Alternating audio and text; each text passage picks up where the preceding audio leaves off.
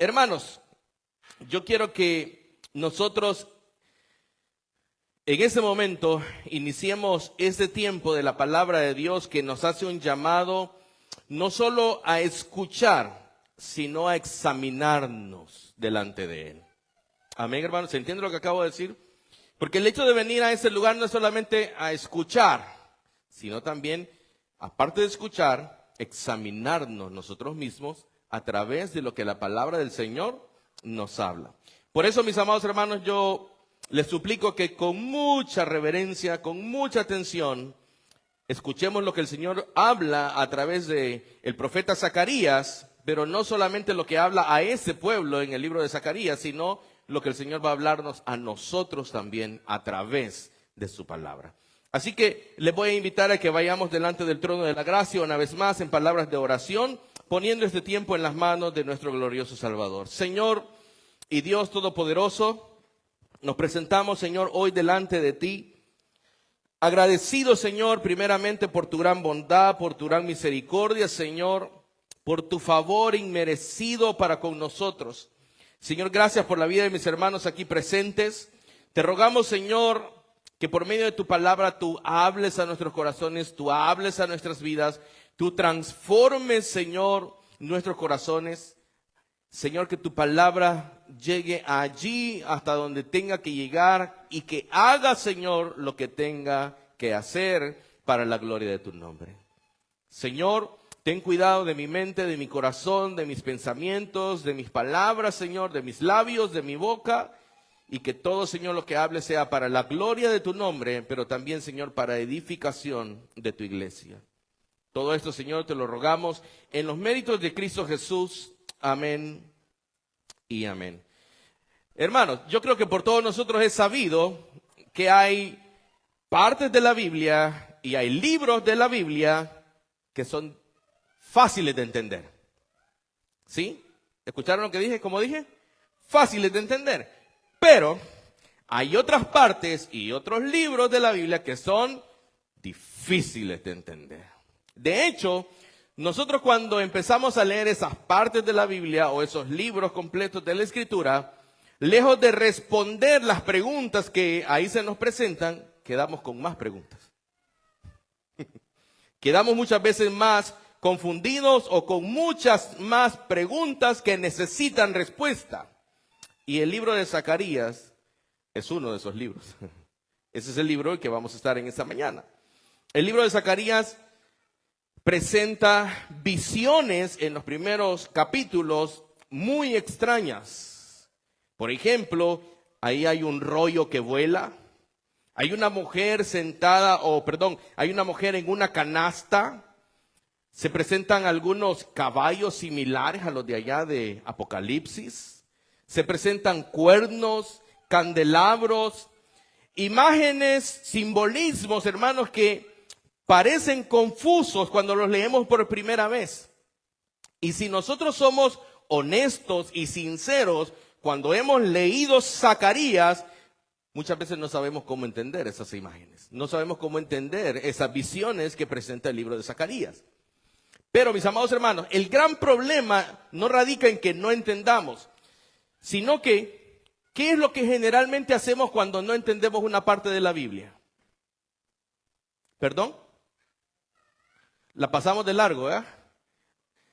Después lo voy a leer, y ese después nunca llega. Lo voy a dejar para después. Le voy a preguntar al hermano Daniel, le voy a preguntar al hermano Gerson para ver si lo puedo leer después. Y pasamos por alto esa parte.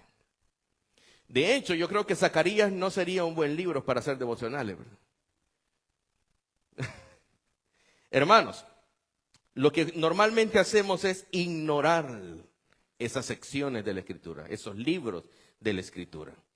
Pero cuando ignoramos, hermanos, esas partes o esos libros de la Escritura, perdemos un mensaje esencial que muchas veces el Señor nos quiere dar a través de estas partes que son muchas veces complejas y difíciles. No vamos a decir que no.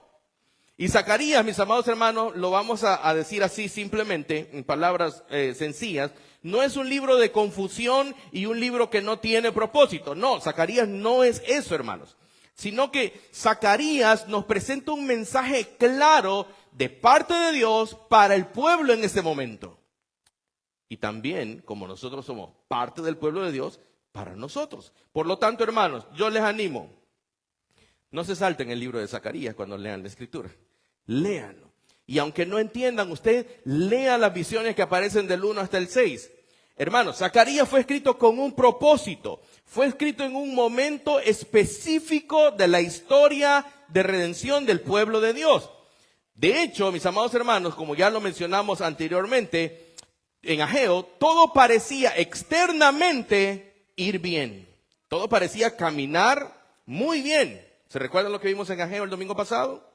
Pero espiritualmente el pueblo todavía necesitaba un nuevo corazón.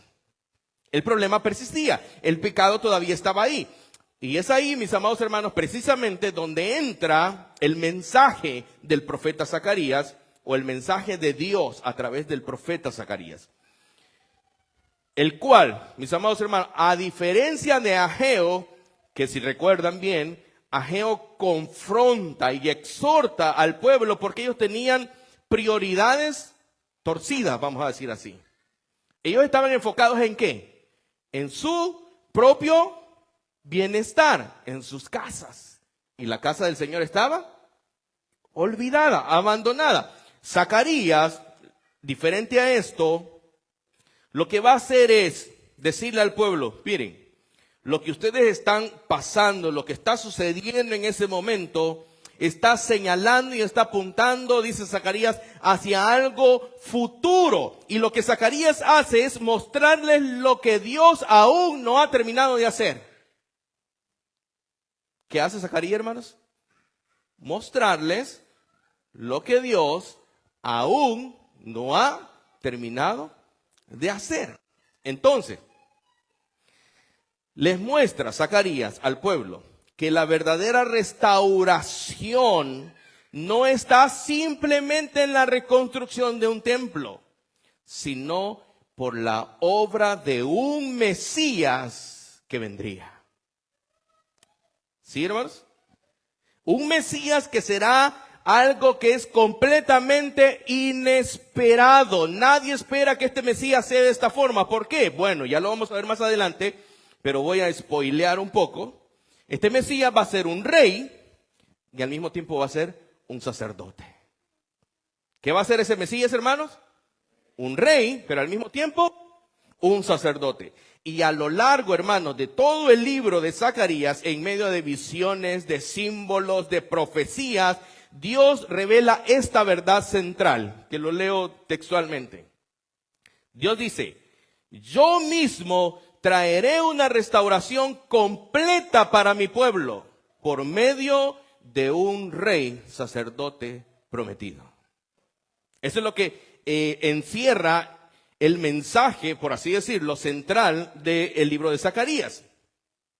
Entonces, la pregunta que este libro, hermanos, nos deja no es si nos deja a nosotros y nos hace a nosotros, no es si entendemos correctamente las visiones. Esa no es la pregunta. La verdadera pregunta es si nosotros de verdad estamos confiando y sometidos completamente a ese rey sacerdote. Esa es la pregunta que nos va a dejar el libro de Zacarías. Y es la pregunta que a través de este día y la próxima vez, porque lo vamos a hacer en dos partes, vamos a responder. Y la verdad, mis amados hermanos, es que nosotros necesitamos ubicarnos en el momento preciso, una vez más, en el que Dios habló por medio del profeta Zacarías. Porque estas visiones, hermanos, del libro, por muy difíciles, extrañas que parezcan, no fueron dadas simplemente porque Dios las quiso dar o en un vacío, una historia vacía sin sentido. No, todo tiene un propósito. Fueron dadas a un pueblo real, fueron dadas en una situación real y concreta de su pueblo. un pueblo que, por supuesto, como ustedes ya saben y hemos estado estudiando, ya habían regresado ¿de dónde? Del exilio en Babilonia, pero aún no estaban experimentando la restauración completa que Dios había prometido. Y es justamente ahí donde entra la profecía o el mensaje de Zacarías. Solo recordar algo que dijimos el domingo anterior. Zacarías profetiza en el mismo momento del profeta Ageo, en el mismo momento. El pueblo, como ya bien lo saben, había regresado del exilio después de ¿cuántos años, hermanos? 70 años Dios les había permitido volver a su tierra, a Jerusalén. Jerusalén estaba siendo reconstruida, estaba siendo restaurada, el templo estaba en un tiempo de restauración, de reconstrucción, y aparentemente todo parecía que iba viento en popa, como decimos, en la dirección correcta, pero la realidad, hermanos, era mucho más profunda. Si bien es cierto, el pueblo había regresado, pero la restauración no estaba completa. El templo se estaba reconstruyendo, pero la gloria de Dios no se manifestaba como antes se había manifestado. Las promesas de Dios parecían estar ahí cercanas a un pelín de cumplirse, pero aún no se cumplían plenamente. Y eso genera una tensión, un estrés en el pueblo. Y probablemente, como dice un comentarista, ellos se preguntaron, ¿y ahora qué? ¿Eso es todo? Aquí termina la obra de Dios, hasta aquí llegan las promesas que Dios ha hecho a nosotros como su pueblo. Hermano, ¿tú te has preguntado muchas veces eso? ¿Será que el Señor hasta aquí puede hacer lo que hace? ¿Será que el Señor no puede hacer más de todo esto? Hermano, y es allí, precisamente, en ese momento, que Dios levanta al profeta Zacarías. Que él, diferente de Ageo, hermanos, una vez más, en vez de confrontar las prioridades del pueblo, Zacarías, hace uso del tiempo presente, del momento que estaban pasando, y da una interpretación de ese tiempo, de ese momento, a la luz de algo mayor que vendría. ¿Se comprende eso, hermanos? Bueno, lo que Zacarías hace es que les muestra que lo que están viviendo en ese momento no es el final de la historia. ¿Cuáles eran las preguntas? ¿Es todo lo que Dios puede hacer? ¿Hasta aquí llegan las promesas de Dios? Zacarías le dice, no, este no es el final de la historia. Él le dice, este regreso después de 70 años del exilio no es la restauración definitiva que tanto estamos anhelando y esperando. El templo, les dice Zacarías, que están reconstruyendo no es la realidad final. Falta mucho. Todo está apuntando hacia algo mucho mayor, le dice Zacarías. ¿A qué? Bueno, a una restauración mucho más profunda, a una obra más grande, en fin de cuentas, a la venida de un Mesías que completará lo que ellos apenas están comenzando. Eso es lo que hace Zacarías. Con eso en mente, hermanos, el tema o el resumen para el libro de Zacarías es el siguiente. Lo que Dios está haciendo en este momento no es el final. ¿Es qué, hermanos? Una señal.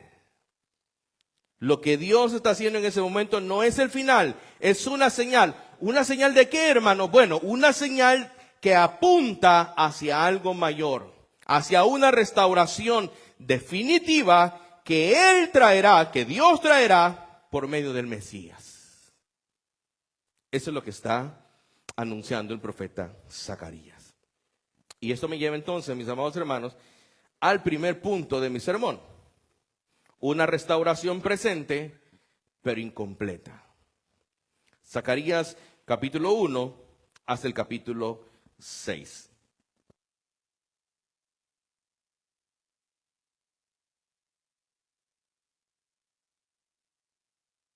Como ya mencioné, hermanos, el profeta Zacarías, Dios lo levanta en el mismo contexto histórico del profeta Ageo.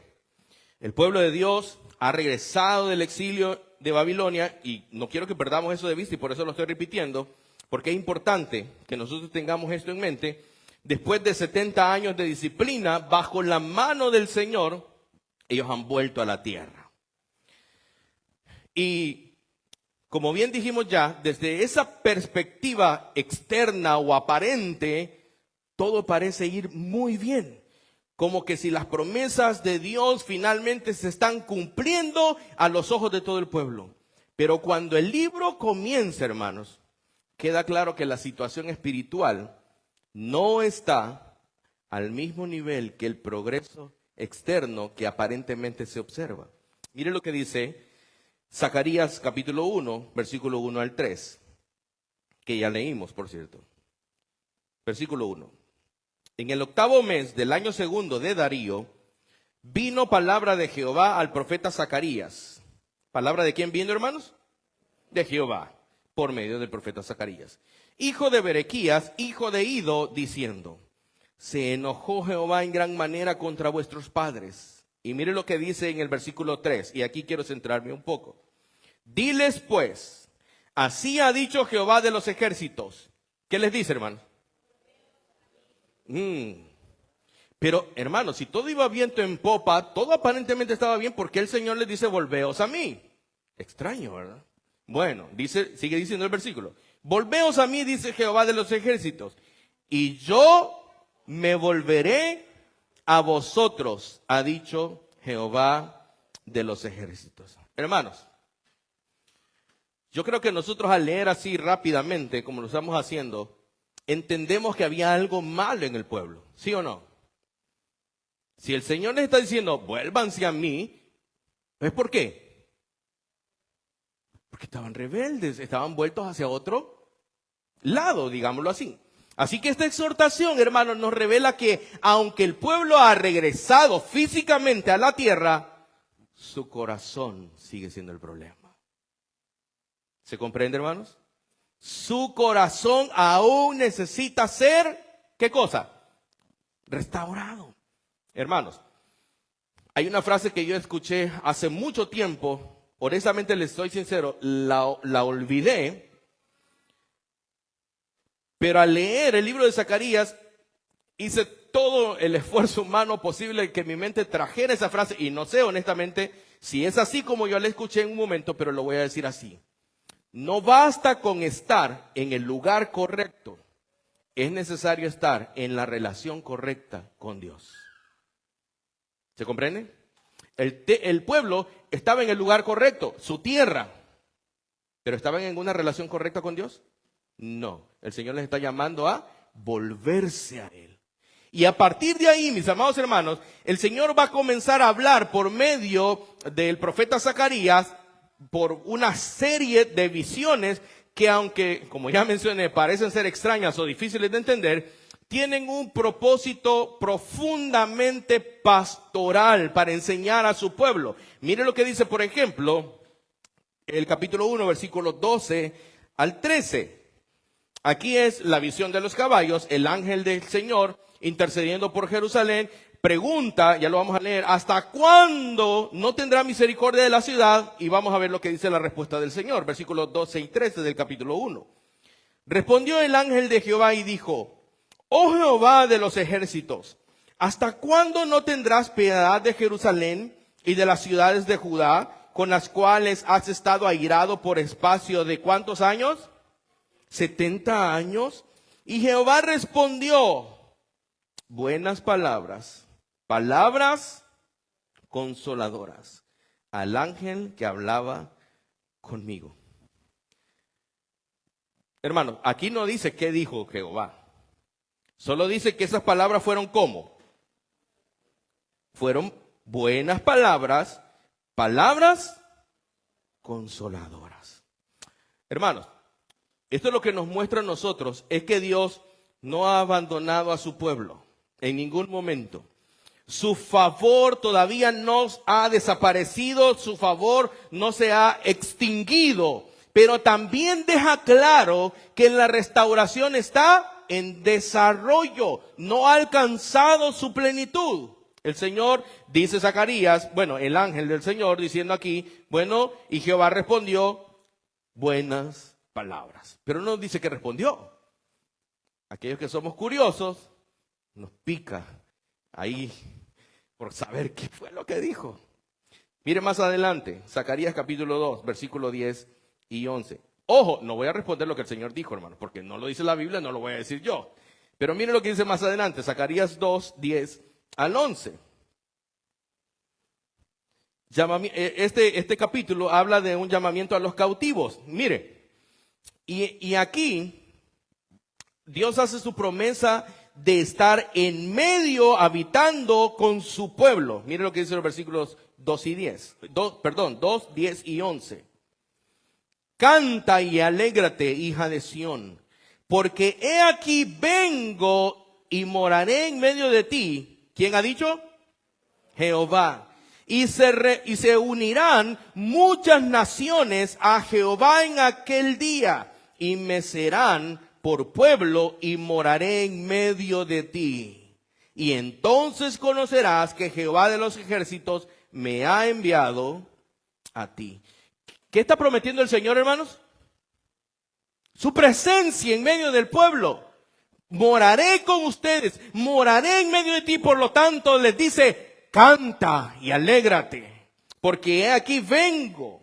Hermanos, Dios está dando la promesa de su presencia habitando con su pueblo.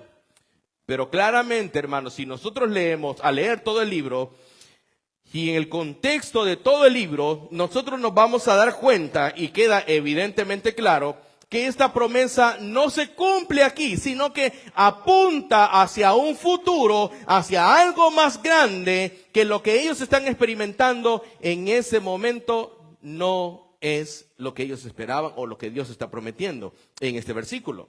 Pero, mis amados hermanos, Dios no está diciendo que esta realidad ya ha llegado. No, Él no está diciendo que ya llegó. Él está anunciando algo que aún está por cumplirse, algo que está por llegar. Y luego pasamos al capítulo 3, mis amados hermanos, una visión muy especial. Esta visión del capítulo 3 lo que hace es reforzar la misma idea que ya mencioné desde otra perspectiva, desde otro ángulo. En este capítulo 3, solo voy a leer 2 versículos, 3 y 4, nosotros vemos al sumo sacerdote Josué. Él está con vestiduras sucias delante del Señor, las cuales le van a ser quitadas para ser revestido con ropas limpias. Mire lo que dice el capítulo 3, versículos 3 y 4. Y Josué estaba vestido de vestiduras viles y estaba delante del ángel. Y habló el ángel y mandó a los que estaban delante de él diciendo, quitadle esas vestiduras viles. Y a él le dijo, mira que he quitado de ti. ¿Qué cosa, hermanos? Perdón, pero no estaba hablando de ropa sucia o ropas viles. ¿Entienden, hermanos? Bueno, mira que he quitado de ti tu pecado y te he hecho vestir de ropas, no cualquier ropa. No solo le quitó esa ropa y le puso cualquier otra. No. ¿Qué dice el versículo? Ropa de gala.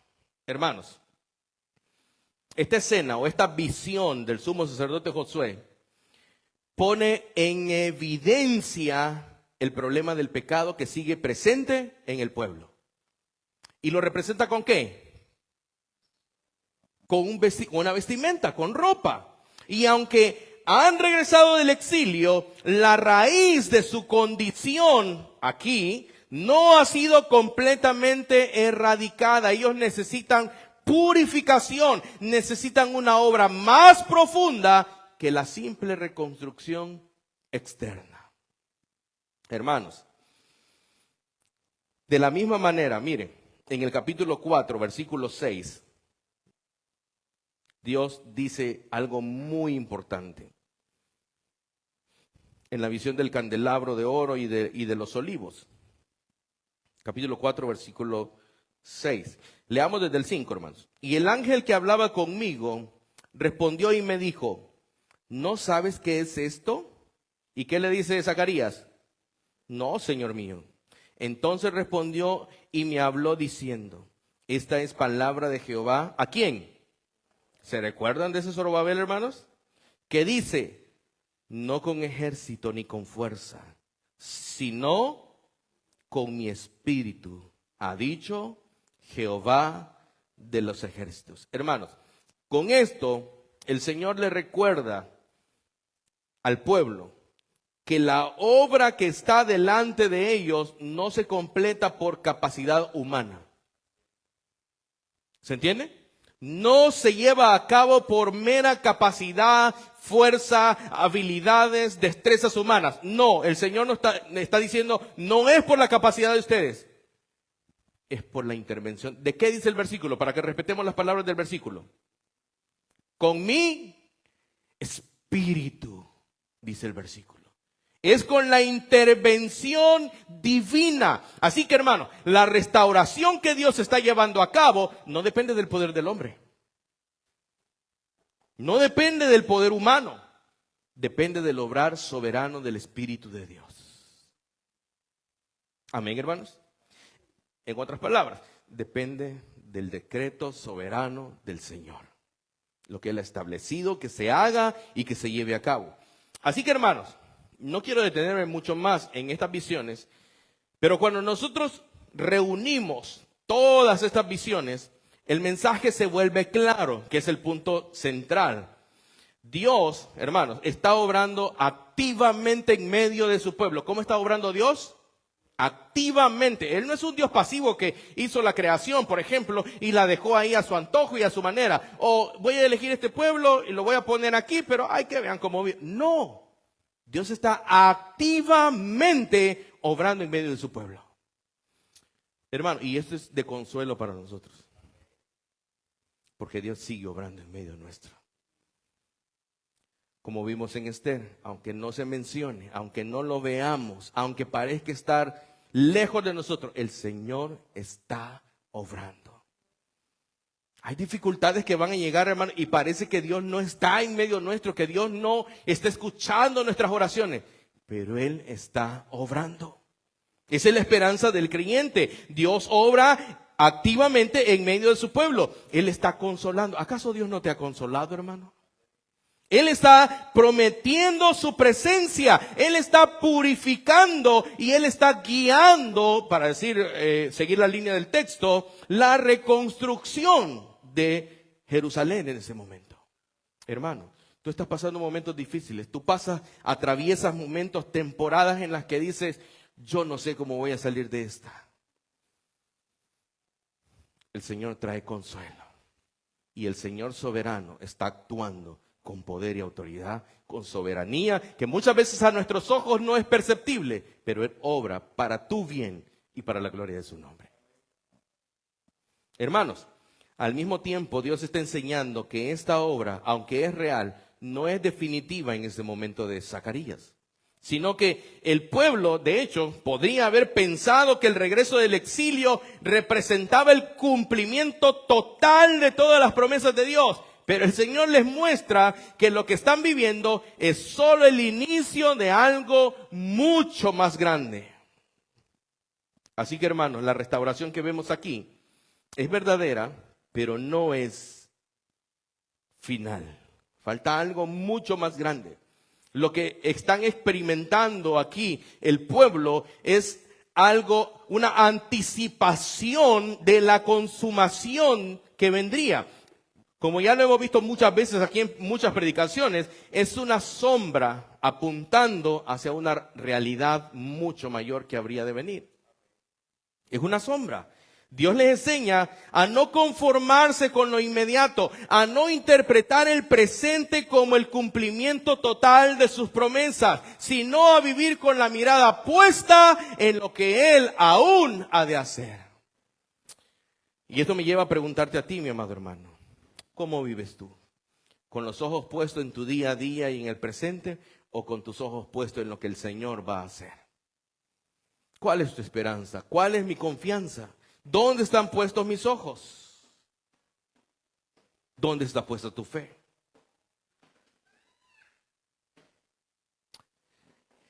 Así, hermanos, entonces, esta primera sección del libro nos dice y nos enseña una verdad sumamente fundamental. En este momento, Dios ya ha comenzado su obra. Esa obra de restauración, pero todavía no la ha llevado a plenitud. Y si esto es así, mis amados hermanos, entonces, naturalmente va a surgir una pregunta que el mismo texto nos impulsa a hacer. ¿Cuál es esa pregunta? Bueno, si esta restauración que estamos viendo aquí en Ageo, Zacarías, y que empezamos allá desde Esdras, Nehemías, a ver esa restauración, esa reconstrucción, si esa restauración no es final, ¿dónde está entonces el cumplimiento? ¿Cómo es que Dios va a completar su obra? Y la respuesta a esas dos preguntas nos lleva a nuestro segundo punto y nos lleva, hermanos, al centro del mensaje de este libro. Mi segundo punto es el centro del mensaje, el rey sacerdote. Y entre paréntesis yo le he puesto el renuevo. Ya lo vamos a leer.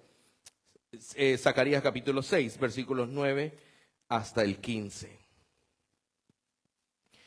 Solo quiero que vean en sus Biblias, hermanos, cómo dice ahí antes del versículo 9, el título que tiene ahí. Coronación simbólica de Josué. Bueno, ya vamos a entender por qué dice eso. Cuando nosotros, mis amados hermanos, llegamos a este punto que no solamente es importante, sino que es central, nosotros debemos de comprender que este punto es central para entender todo lo que el profeta ha estado mostrando a través de las visiones. Después de ese montón de visiones que pueden parecer complejas y difíciles de entender, Dios ahora da una revelación más directa, más concreta, más específica y con un significado sumamente profundo. Mire lo que dice en el versículo 11, capítulo 6, versículo 11. Él, ese él está con mayúscula, edificará el templo de Jehová y él llevará gloria y se sentará y dominará en su trono y habrá sacerdote a su lado y consejo de paz habrá entre ambos. En ese versículo, el profeta que está Josué, simbólicamente coronándose, recibe la instrucción de tomar plata, oro, hacer coronas y colocarlas sobre la cabeza del sumo sacerdote. Mire lo que dice en el versículo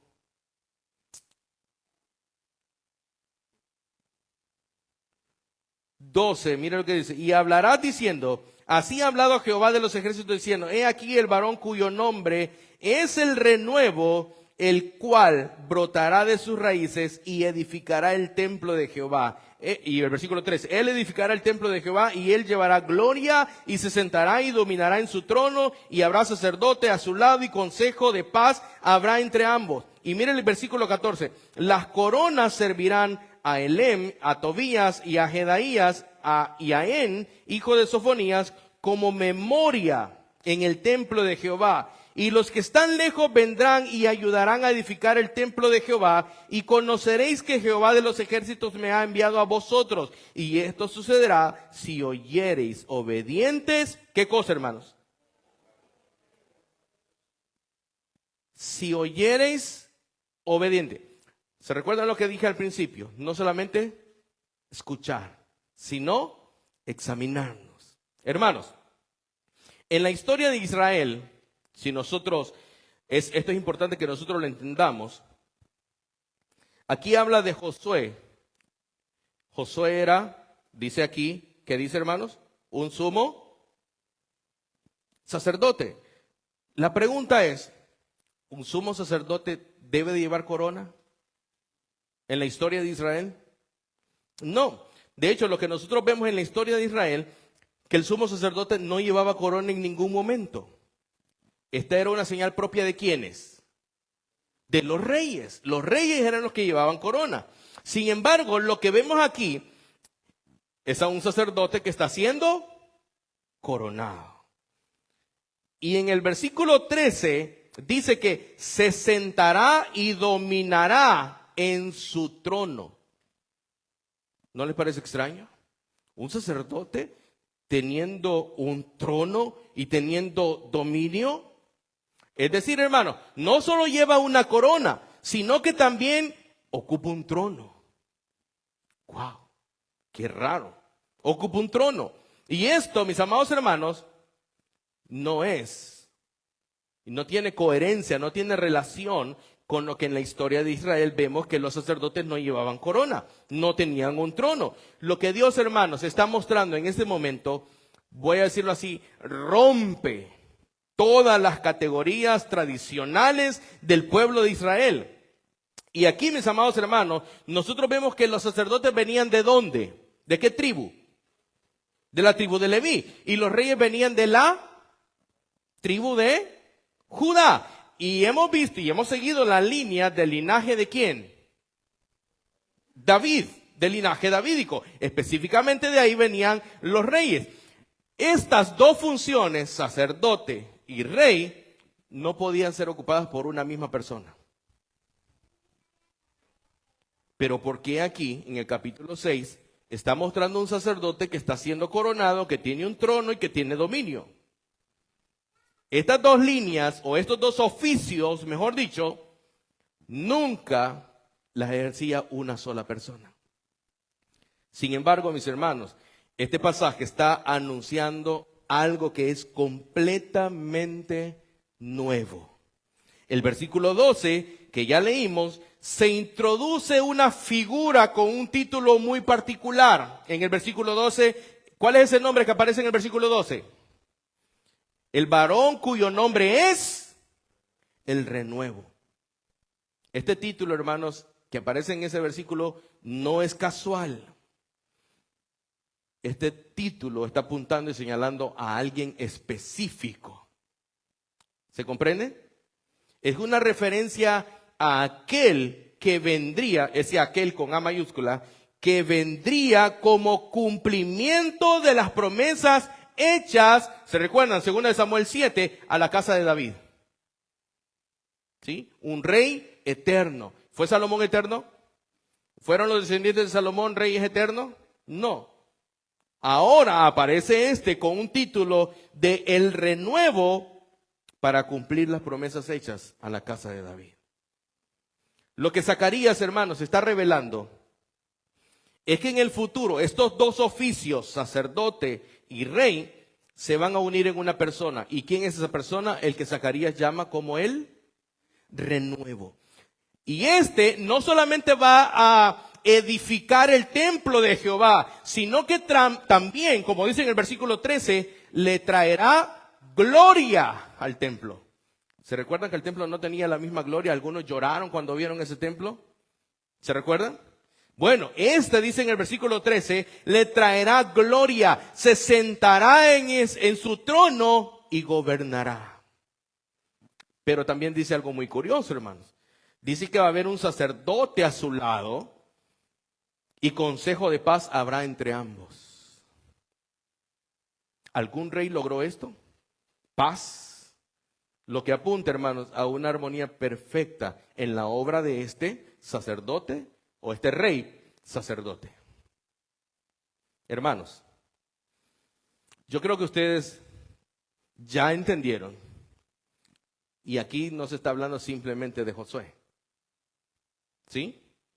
El sumo sacerdote.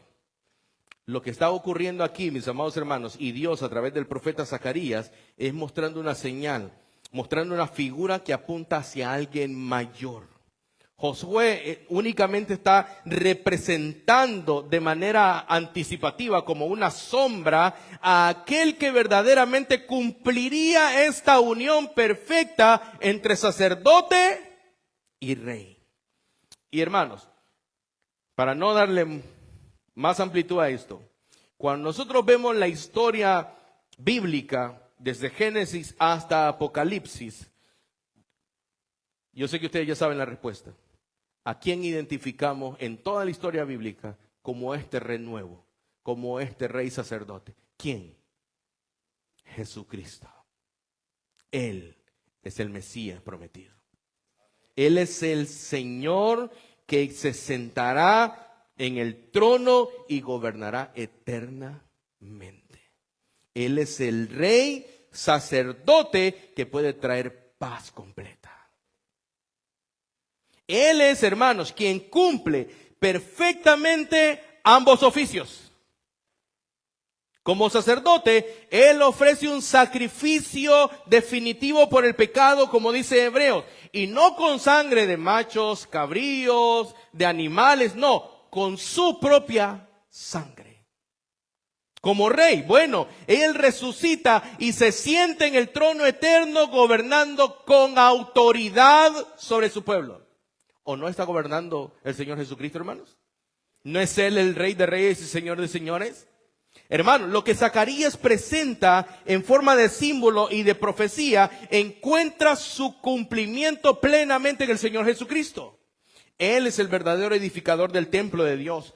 No un templo de piedra, como ya lo vimos en Ageo el domingo anterior, sino en un pueblo que está siendo redimido por Él. El Cristo resucitado, Él es el ungido, Él es el Mesías, Él es quien trae gloria al templo, Él es quien gobierna con justicia, Él es quien establece la paz definitiva entre Dios y los hombres. Hay un solo mediador entre Dios y los hombres. ¿Quién es? Jesucristo, hombre. Hermanos, de esta manera entonces, el mensaje central del libro queda claro. La restauración que Dios promete no vendrá simplemente por una reconstrucción de un templo. No viene solo por reconstruir el templo, ni por el esfuerzo mismo del pueblo, sino por medio de una persona. Una persona en la que todas las promesas, todas las expectativas, anuncios, profecías, promesas del Antiguo Testamento y toda la obra de redención de Dios en su palabra se cumplen en esa única persona. Como dice Pablo, en Él son sí y amén todas las promesas del Antiguo Testamento. Por eso, hermano, todas las visiones que Zacarías presenta con su lenguaje simbólico encuentran aquí en Cristo su explicación. Las visiones no eran fines en sí mismas. Ellas estaban únicamente anticipando, preparando el camino para esta revelación central. Todo apunta, hermanos, y apuntaba a través de las visiones de Zacarías hacia este momento, hacia esta figura, hacia este rey sacerdote. Hermanos, y si la restauración no se encuentra en lo que el pueblo está construyendo, sino en la persona que Dios ha prometido, que es Jesucristo, la pregunta, hermanos, ya no es solo qué está haciendo Dios, sino en quién está cumpliendo todo esto. Y al llegar, mis amados hermanos, a este punto, el mensaje de Zacarías se vuelve mucho más claro. Y nos falta mucho más por ver, pero la restauración que el pueblo estaba viendo no era el final, era simplemente una señal que apuntaba hacia algo mucho mayor. Una señal que apuntaba a una persona. Hermanos, Dios no simplemente estaba usando al pueblo para levantar muros. Dios no simplemente estaba reconstruyendo un templo. Dios estaba preparando la llegada de aquel en quien toda restauración sería cumplida. En Cristo. Un rey que no sería como los demás reyes. Un sacerdote que no sería como los demás sacerdotes. Un rey sacerdote en quien se uniría y se cumpliría todo lo que Dios había prometido. Todo, absolutamente todo lo que Dios había prometido. Así que alguien puede decir, ¿y cómo es que Dios entonces cumple todo lo que ha prometido a través de Jesucristo? Esa es la pregunta a la que le vamos a dar respuesta más adelante. Porque hasta ahora, hermanos, hasta el capítulo 6 solo hemos visto la señal. Ya vimos el renuevo y ya sabemos quién es ese renuevo. Pero la pregunta de cómo Dios cumplirá realmente todo lo que ha prometido, lo veremos en una próxima ocasión. Pero antes de que lleguemos a esa parte final del libro de Zacarías, querido hermano y amigo que puedes estarme escuchando, déjame decirte algo con mucha claridad. Si esta restauración depende de una persona, entonces tú y yo no podemos restaurarnos a nosotros mismos. ¿Se comprende, hermanos, lo que acabo de decir? Depende de una persona y esa persona no eres tú y esa persona tampoco soy yo. Por lo tanto, no podemos hacerlo nosotros mismos. No es tu esfuerzo, no es mi esfuerzo, no es tu religión, no es mi religión, no es únicamente estar cerca de las cosas de Dios. Amado amigo, lo que tú necesitas es venir en arrepentimiento y en fe a este rey que es sacerdote también. En arrepentimiento y fe, ven a Cristo. Mi amado amigo y mi amado hermano, porque si todavía no hemos venido a Cristo, este es el problema. Que podemos estar en el lugar correcto, como el pueblo, pero con el corazón lejos de Dios. La única forma entonces de ser restaurados verdaderamente es venir a Cristo. Es venir al Rey, que también es sacerdote. Porque Él como sacerdote ofreció un sacrificio para siempre. Y Él como Rey gobierna toda su creación. Hermanos y amigos, debemos reconocer nuestro pecado y confiar en lo que Él ha hecho. Hermano, y yo quiero desafiarte con lo que hemos visto hasta este momento en Zacarías. Si Dios ha sido fiel en cumplir lo que anunció, y no quiero, quiero que pensemos todo lo que hemos visto y que hemos venido viendo que se ha anunciado desde el Antiguo Testamento, desde Génesis hasta este libro de Zacarías. La pregunta que yo te quiero hacer es, mi amado hermano, ¿ha cumplido Dios sus promesas? Sí, Él ha cumplido sus promesas. Él dijo que enviaría, ahora en Zacarías, a un Mesías, rey y sacerdote. ¿Lo hizo? Sí.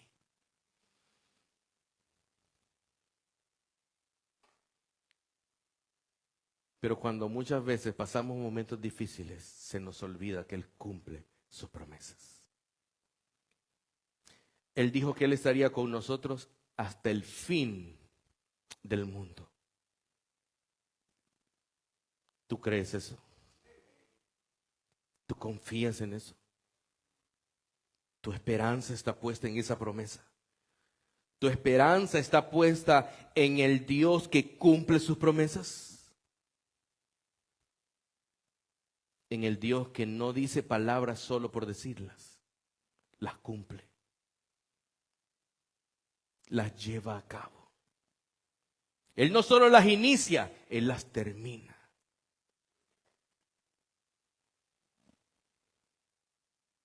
Y como hemos estado viendo esta semana con algunos hermanos, Él anuncia el final desde el principio. Él decreta con autoridad. Hermano, tú puedes estar pasando momentos difíciles, de angustia, que te atribulan, que te llenan de afán, de desesperanza, de duda, pero este Dios cumple sus promesas. Y Él ha prometido estar con su pueblo. Si bien es cierto, en Zacarías acabamos de ver que la promesa no es completamente cumplida allí, nosotros ya sabemos en quién se cumple la promesa, en el Cristo resucitado. Y por nuestra unión con Él es que nosotros tenemos esperanza en el Rey de Gloria. No por nuestras capacidades, no por nuestras habilidades, no por nuestras fuerzas, no porque yo tengo una mente fuerte. No, hermanos, si nosotros somos débiles, es por su gracia. Es por su perfecta misericordia. Es solo por su bondad que tú y yo estamos hoy aquí. Y Él nos ha sostenido hasta hoy. Por eso, hermano, yo te desafío, de verdad, con esta pregunta, de verdad, tu fe está puesta en este Rey que gobierna en un trono y que trae gloria al templo, en este sacerdote que ha hecho un sacrificio una vez y para siempre, como lo dice Hebreos. ¿Está tu fe en esta persona? ¿Está tu fe en este renuevo? Si tu fe está puesta en Él, hermano, sigue caminando con fe. Aférrate a tu Salvador, porque Él es fiel y Él cumplirá lo que ha prometido. Oramos.